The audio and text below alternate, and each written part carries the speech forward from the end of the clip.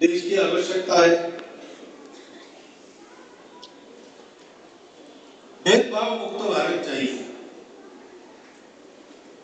हिंदू समाज कभी किसी दूसरे के वीरता से, शौर्य से, बल के कारण हारा नहीं है। जब पराजय हुई तब फूट के कारण हुई और कोई नहीं।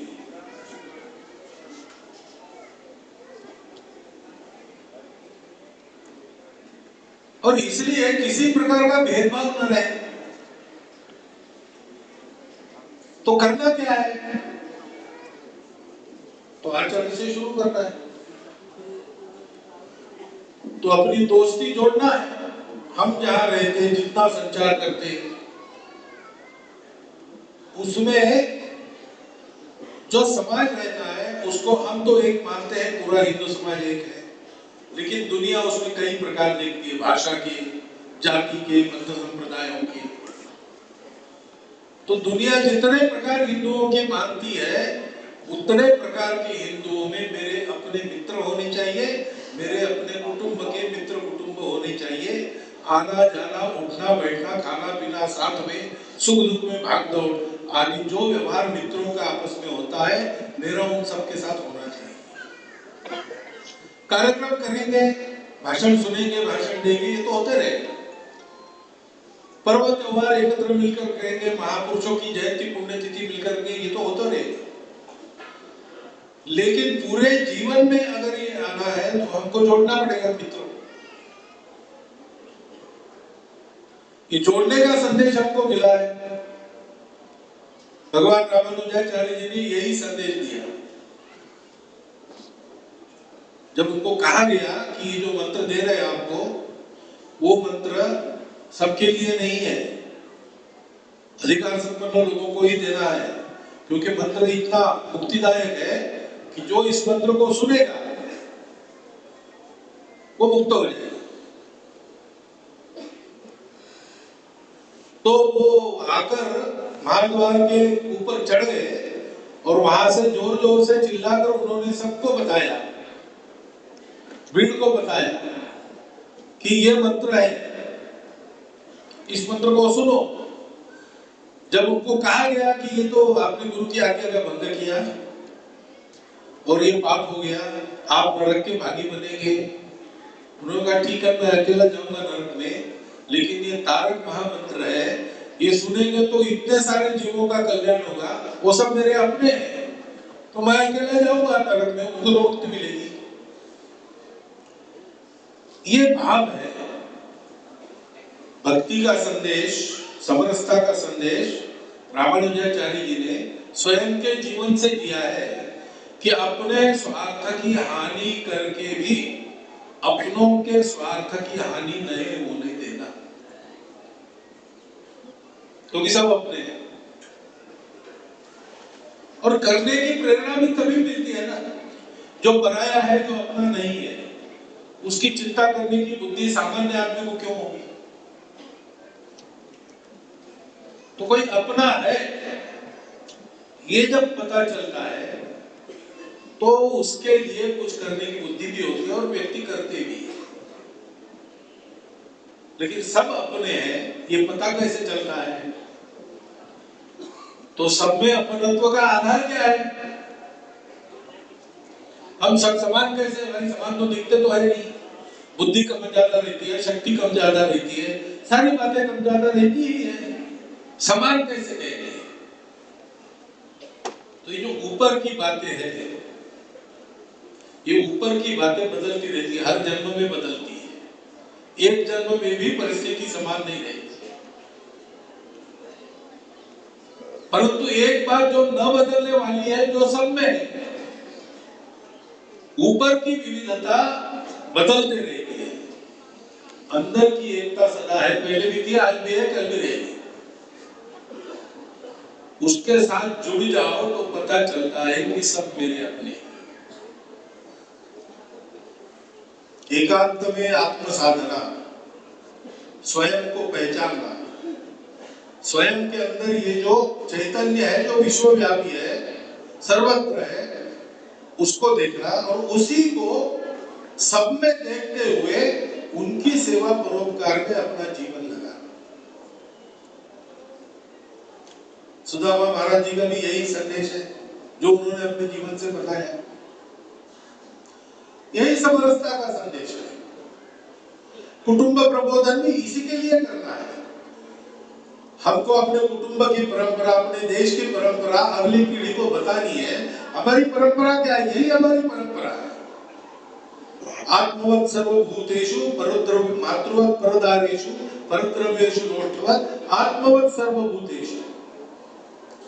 ये व्यवहार हमारे संस्कृति ने सिखाया है, वही हमको अपने कुटुंब के नए बच्चों को पढ़ाना है। उसके लिए बैठना है, हफ्ते में एक दिन इन सब बातों की चर्चा करनी है, उनको प्रवृत्त करना है। अपने लिए रोज करते हो, अपने परिवार के लिए भी रोज करते हो, समाज के लिए भी रोज कुछ करो। पर्यावरण को ठीक क्यों रखना है? क्योंकि पर्यावरण और हम अलग नहीं है। पश्चिम मानती है कि हम सृष्टि के स्वामी हैं। हमको हमारे पूर्वजों ने बताया है, वो सत्य है कि हम स्वामी नहीं है, हम अंग है। सृष्टि के हम अंग है। अंगांगी भाव से हम और सृष्टि एक ही है। तो सृष्टि के प्रति अपनापन भी ऐसे ही आता है। उस सत्य को देखते हैं। शाकुंतल में वर्णन है, शकुंतला जी जब दुष्यंत के यहाँ जाने के लिए हुई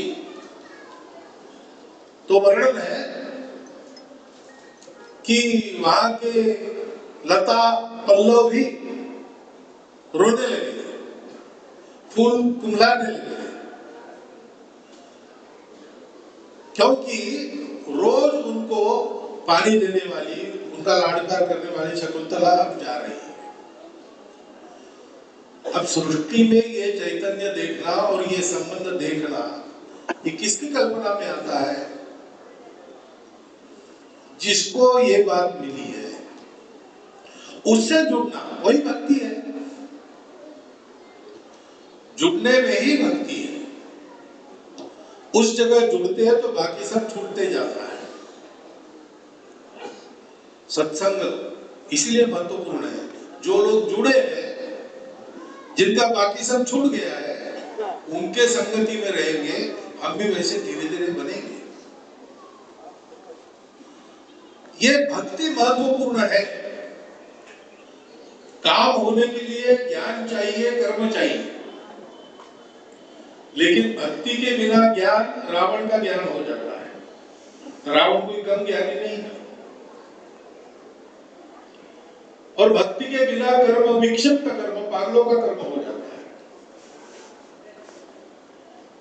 ज्ञान और कर्म का ठीक परिणाम चाहिए। अपने जीवन में शांति आनंद, दूसरों के जीवन में शांति आनंद, ये अगर अपने ज्ञान के बल पर, अपने कर्म के बल पर हमको करना है और करना ही है, तो फिर भक्ति चाहिए। तो इसलिए भक्ति एक शक्ति है।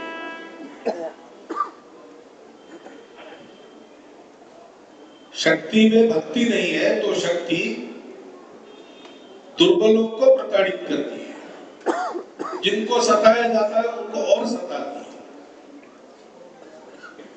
जैसे कहते हैं विद्या विवादाय धनम मदाय शक्ति रेशाम परम पीड़न। विद्या मिली तो विवाद के लिए उपयोग किया, धन मिला तो मदान्ध हो गए, और शक्ति है तो सताते हैं सारी दुनिया। महाशक्ति बनते हैं, सारी दुनिया को सताती है। भारत के सामने ये कभी नहीं था। इस शक्ति का आदर्श हमारे सामने नहीं है। हमारे सामने वो शक्ति है जिसमें अमरत्व की शक्ति है, क्योंकि वो भक्ति से निकली है। प्रहलाद के ऊपर कितनी परिस्थितियां आई, और हमारे यहाँ भी परिस्थितियों की चर्चा हम करते हैं। परिस्थिति को देखते तो डर ही लगता है, ये बात बिल्कुल सही है। लेकिन हम जानते हैं भाई, परिस्थिति आती है और जाती है। ऐसी परिस्थिति अब पहली बार थोड़ी आई है। हमने सुल्तानों बादशाहों के नीचे 500 साल तक जीवन जिया, तब भी था। हमारा कुछ बुरा होना रहता तो उसी समय हो जाता, लेकिन उसमें से हम बाहर आए और फिर से हिंदुओं का देश इस नाते आगे बढ़ रहे हैं। ये शक्ति कहां से आई? आसमानी सुल्तानी दोनों प्रकार के अत्याचारों में से हम जा रहे थे, नरमुंड तोले जा रहे थे मनों से, गब्दो को भी तोला जाता था। ऐसे अत्याचारों में हमने अपने धर्म को बचा कर रखा, अपना बलिदान देकर भी, और फिर से आज उस सनातन धर्म का डंका सारी दुनिया में हमारे संतों के द्वारा प्रसारित हो रहा है। ये शक्ति कहां से आई? भक्ति से आई। प्रहलाद जी ने भी सारे अत्याचार उसी के बल पर सहन किए ना, क्योंकि वो शक्ति थी जो मिटने ही शक्ति थी, और वो शक्ति अपना काम करती है, समय पर करती है। लोगों को भक्ति द्वारा उसके लिए तैयार रहना पड़ता है। वानरवीर तैयार है तो राम जरूर आएंगे। पांडव अगर अपने शस्त्र उतारकर रथ में युद्ध के लिए बैठे तो सारथी जरूर मिलेंगे।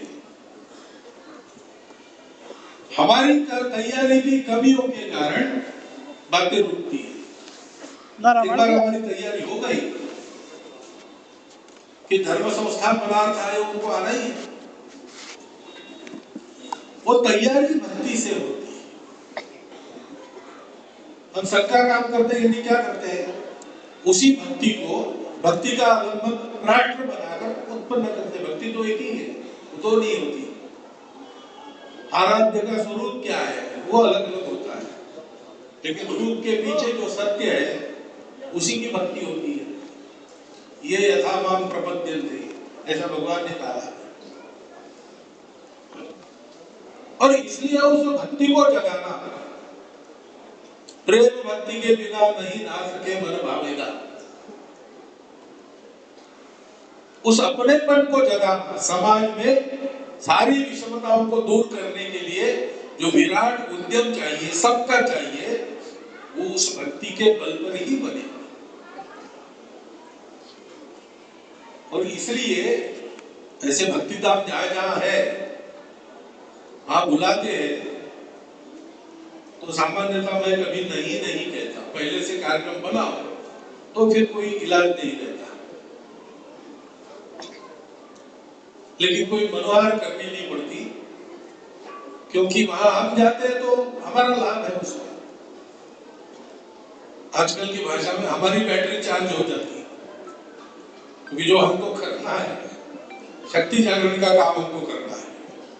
साधना ही मुक्ति का शुभ द्वार है, शक्ति ही तो शांति का आधार है, बताया। वो शक्ति जागरण उस भक्ति से ही होता है, और वो भक्ति जागरूक करने वाले हमारे यहाँ पर संत है, क्योंकि वो स्वयं भक्त है, वो जुड़े हैं, उनकी बाकी बातें छूटती रहती है और निरंतर वो निकट उधर जाते रहते हैं। तो हमारे सामने उदाहरण रहता है कि दुनियादारी में भी रहकर दुनियादारी से अलग परम सत्य से जुड़े लोग हैं। हमारा धर्म सत्य है, हमारी अनुभूति सत्य है, और किसी के पास ये संतों की परंपरा नहीं है। व्यवस्था में बनाए जाते संत वो है सबके पास, लेकिन अनुभूति संपन्न सत्यों की कमी बाकी सब जगह है। भारतवर्ष में वह परंपरा अखंड अक्षुण्ण आज भी चली आ रही है। इससे वो संतों के परम उपकार है। हम लोग राष्ट्र के नाते जीवित है, समाज के नाते जीवित है, उनके कारण है। आज भी इतनी पतित अवस्था में भी भारतवर्ष में लोगों को जीने की सीख मिलती है, अध्यात्म की अनुभूति मिलती है, और सब प्रकार की विपदाओं के बावजूद हमारा जीवन चल तो रहा ही है, आगे भी बढ़ रहा है। उसका कारण ये भक्ति है, और इसलिए ऐसे आयोजनों में जाता हूं। आयोजन अपनी जगह तो हो ही जाएंगे, परंतु हम सब लोगों को ये ध्यान रखना है कि वहां हम जाएंगे तो कुछ एक कण क्यों ना हो बटोर कर लाएंगे। लोग भक्ति भाव से वृंदावन आते हैं, यहाँ की मिट्टी की छोटी सी गुड़िया बनाकर अपने साथ ले जाते हैं, अयोध्या की रस ले आते हैं, वृंदावन की रस ले आते हैं, अपने घर में पूजा घर में रखते हैं, रोज उसका वंदन करते हैं। तो यहाँ जो ये भक्ति है, वातावरण में विवेक है, वैराग्य है, त्याग और सेवा का जीवन है, परोपकार का जीवन है, सबके प्रति समदृष्टि रहकर सबको अपना मानकर उनके साथ व्यवहार करने की जो रीति है संतों की, उसका कुछ तो हम ले चले। कण कण भी यदि अणु में तेज हो तुम्हारा, चमकाए तिमिर भरा भूमंडल सारा। आज भूमंडल तिमिर भरा हो रहा, इसको चमकाने का दायित्व हमारा है। और हमारे पास उस तेज के निधि ऐसे भक्तिपूर्ण जीवन में ऐसे धामों में विराजते हुए हम देख रहे हैं। आयोजन होते हैं, 10 दिन का ये आयोजन होगा, संतों का स्मरण होता है, रामानुजाचार्य जी का स्मरण होगा, सुधा माधव जी महाराज का स्मरण होगा। तो उनके इस जीवनादर्श में कुछ तो हम ग्रहण करें और कुछ तो करना प्रारंभ करें। हम करना प्रारंभ कर दें, बाकी बातें सब अपने आप ठीक हो जाए। क्योंकि परिस्थिति दिखती है, वो तब तक है जब तक हम उसके सामने डरते हैं या पीछे होते हैं। हम खड़े हो गए तो हमारे सामने टिकेगी ऐसी कोई शक्ति आज भी दुनिया में नहीं है, क्योंकि हम सत्य पर खड़े हैं, हम करुणा पर खड़े हैं, हम शुचिता पर खड़े हैं। उसके लिए निरंतर तपस करने वाले संतों की छत्र छाया में हम खड़े हैं। और इसलिए ऐसी कोई बात नहीं है जो हमको बिठा सकती है, ऐसी कोई परिस्थिति नहीं है जिस पर हम विजय नहीं पा सकते, और ऐसी कोई कठिनाई हमारे मार्ग में नहीं है जिसको दूर करके संपूर्ण दुनिया को धर्म के प्रकाश से हम आलोकित नहीं कर सकते। बस हमको जागने की और चलने की जरूरत है। 2 कदम आगे जाए और 2 कदम हमारे लिए आगे डालना और आसान हो जाए। संकट आते लेकिन धैर्य से सामना करने वालों के सामने नहीं खड़े होते। कहानी, किस्सा महाभारत है, बहुत जगह महाभारत है, जैसे रामायण की अनेक कथाएं, महाभारत की भी। तो उसमें एक महाभारत में प्रसंग है, युद्ध के बाद सात्यकी अर्जुन दोनों ने सोचा कि अपने ही लोगों को मारना पड़ा, इतना महासमर संहार हो गया, मन को बड़ा कष्ट हो रहा है, तो मन को रमाने के लिए शिकार के लिए जाना चाहिए जंगल में। श्री कृष्ण परमात्मा को भी बताया तो वो भी आ गए साथ में। शिकार खेलते खेलते रात्रि हो गई, तो इन दोनों में जंगल के रास्ते रात को शहर लौटना ये बड़ी भीतिदायक बात है, खतरे वाली बात है। तो जंगल में ही कैंप लगाना, रुक गए। कैंप में तो गार्डिंग है, रक्षण करना पड़ता है। उस जमाने में जंगलों में राक्षस भी हुआ करते थे। तो तय हुआ कि सात्यकी की पहली बारी रक्षा की, अर्जुन की दूसरी और भगवान की तीसरी। तो हाथ में खड़ग लेकर सात्यकी पहरा देने लगा, अर्जुन कृष्ण दोनों सो गए। तो वहां एक राक्षस आया, वो नहीं दिखता था, मायावी था। तो उसने सात्यकी को देखकर कहा कि अच्छा हो गया तुम तीनों यहाँ चल के आ गए मेरे पास, बहुत दिनों में मैंने मनुष्य का मांस नहीं खाया था, अब तुम तीनों को मार के मैं खाऊंगा, अपनी भूख मिटाऊंगा।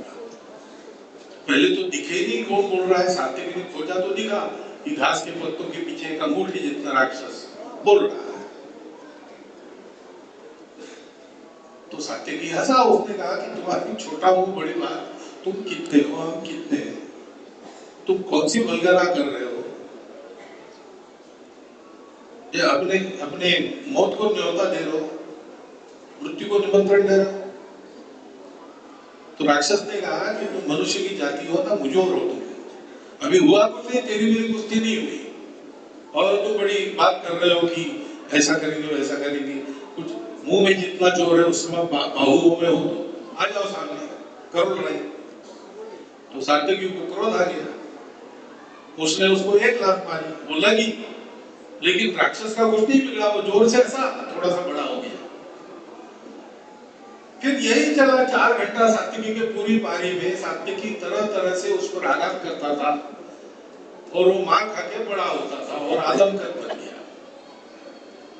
तो सात्यकी भागा वहां से, अर्जुन को जगाया, भैया तुम्हारी बारी है, वहां एक राक्षस है, वो निपट ही नहीं रहा है। अर्जुन ने कहा कोई बात नहीं, मेरे पास दिव्यास्त्र है, मैंने बहुत राक्षसों को मारा है।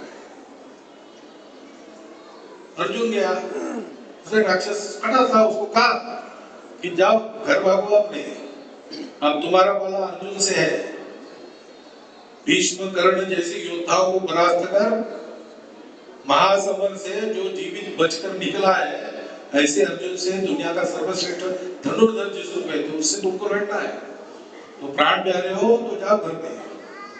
तो राक्षस हंसा, उसने कहा तुम्हारी कहानी तो हमने सुनी है, अपने दादा के ऊपर पीछे से नपुंसक के पीछे आड़ लेकर और बाण चलाए, और बेचारा कर्ण उसका रथ का पहिया फंसा था, तब उसको उखाड़ने के लिए वो जब निशस्त्र होकर नीचे आया तब उसको मारा, और दुनिया का सर्वश्रेष्ठ धनुर्धर कहलाया। यहाँ तो कोई नहीं है और मैं जमीन में धंसूंगा नहीं, और तुम किसके पीछे चिपकोगे, यहाँ दूसरा कोई नहीं है। तो अर्जुन को गुस्सा आ गया, बात हुई कड़वी थी और सत्य भी थी, लग गई। तो उसने दिव्यास्त्र निकाले, प्रहार करना शुरू किया, लेकिन बात वही, जितना मार खाए राक्षस बड़ा होता है। 4 घंटे के बाद अर्जुन को भी स्मरण हो गया कि अपनी पारी खत्म। कृष्ण जी को जगाया कि भगवान आप सोना चाहते तो सो जाइए, मैं और 4 घंटा निभा लेता हूँ, ये राक्षस है वो मरता नहीं है। कृष्ण ने कहा नहीं, तुम क्या निभाओगे, अभी तुम पसीने से तर हो गए, तुम्हारे गात्र शीतल हो गए, देख रहा हूँ, सो जाओ मैं देख लेता हूँ। कृष्ण गए, उन्होंने देखा ही नहीं, राक्षस ताल मुझसे भी जितना ऊंचा बन गया था और वो राह देख रहा था कि अब ये भी कुछ बोलेगा, लेकिन देखने के लिए ही तैयार नहीं थे। तो राक्षस को गुस्सा आ गया, उसने कहा तुम्हारी आंखें फूट गई, मैं यहाँ खड़ा हूँ इतना बड़ा, जल्दी से लड़ो मेरे से और फिर मैं तुम तीनों को खाऊंगा। तो भगवान ने जैसे पहली बार देखकर कहा कि अरे क्या बात कर रहे हो, इतने रात को मनुष्य के मांस का भोजन करोगे, हाजमा बिगड़ जाएगा, भूख बहुत लगी हो तो नींबू की शिकंजी वगैरह पी के सो जाओ घर में, अभी है यहाँ बात करेंगे, जब जब मैं अकेला कर रहा हूँ, तुम शादी हो जाओ, सूर्योदय के बाद तुम अपने घर, हम अपने घर। तो राक्षस को और गुस्सा आ गया, वो भगवान को मारने के लिए दौड़ा, लेकिन भगवान सावधान थे, अपने को बचा दे रहे, राक्षस मारता रहा, और जैसे जैसे चिढ़ता था मारता था, थोड़ा थोड़ा छोटा होते जाता था, इसे करते करते अंगूठे जितना हो गया, भगवान ने उसको उठा के पल्लू में बांध लिया। और फिर अर्जुन को, सात्विकी को सुबह उठने के बाद वो आए दौड़कर, राक्षस का क्या किया तो बताया, पल्लू में बांधा है, कौन सा अस्त्र चलाया, कौन सा मंत्र जपा, अस्त्र मंत्र की जरूरत नहीं, ये राक्षस है वो अपनी बौखलाहट पर, चिड़चिड़ाहट पर पलने वाला है। हम अगर स्थिर रहे, गंभीर रहे, संकट क्या है हमने आकलन किया, अपना बल क्या है आकलन किया, तो उसके बल से सामना किया, तो इसको हराना तो आसान बात है, हमको कुछ करना ही नहीं पड़ता, वही अपने आप हार जाता है। आज की परिस्थिति ऐसी परिस्थिति है, इस परिस्थिति को हमने पहले भी देखा है, ये हमारा कुछ नहीं बिगाड़ सकता, लेकिन हमको जैसे तैयार होना है अभी तो तैयार नहीं हुए हमारे पूज्य गुरुदेव भगवान, इसलिए वो हमारे सारे नाच रहे हैं, अंदर से खोखले हो गए हैं, सारी दुनिया में हार गई है, इनकी व्यर्थता दुनिया के ध्यान में आई है। अमरदास जी महाराज जी ने ये सारी जो आसुरी शक्तियां हैं रहते हैं, जैसे जैसे हम धार्मिक समाज के, सनातन समाज के, हिंदू समाज के साथ लोग एक होते जाएंगे वैसे वैसे ये टूटते जाएंगे। साथ में महंत आप देख लीजिए पिछले 50 साल जैसे जैसे हिंदू एक होता गया वैसे वैसे हिंदू होती। हमको कुछ नहीं करना है, सब लोग आ जाए। भक्ति के आधार पर सबको अपना मानकर उस आत्मैक्यता को सदैव अपने हृदय में जागृत रखकर कर्म करना है। शक्ति के आधार पर सुतीक्ष्ण देवाचार्य श्री विनोद चौधरी सात्विक शक्ति के आधार पर चलना है। ना भय का हो, सब लोग आ ना जाए। भय जाना। गोदान बच्चों को पहले का एक पोस्टर है, उस पोस्टर ऐसे बंदा हमारे पूज्य गुरुदेव वर्षा बनने के लिए ऐसे आयोजन स्वामी श्री सुतीक्ष्ण देवाचार्य श्री विनोद चौधरी जी का गोदान कम से कम उस समय जो उपदेश मिला उसका एक पल अपने आचरण में लाने का संकल्प करना, उसको पूरा करना, फिर अगली बात उसको करना। ऐसे अपने जीवन को बनाते चले, सबको जोड़ते स्वामी श्री सुतीक्ष्ण देवाचार्य श्री विनोद चौधरी जी कि आने वाले 20-30 वर्षों में भारत विश्व गुरु बनकर संपूर्ण दुनिया को सुख शांति भरा नया जीवन देने वाला राष्ट्र बनेगा, हिंदू राष्ट्र, धर्म राष्ट्र बनेगा। इसको कोई स्वामी श्री सुतीक्ष्ण देवाचार्य सब लोग जोरदार तालियों से प्रयोजन सामने उपस्थित है। हमारे महापुरुषों से निवेदन है उसमें लग जाइए, इतना एक हाथ जोड़कर दोनों आप जैसा कि सब लोग जोरदार तालियों से क्षमा याचना करता हूँ, कुछ उल्टा सीधा महापुरुषों से निवेदन है मेरी गलती माफ करने के समाज में आपको धन्यवाद देता हुआ जैसा कि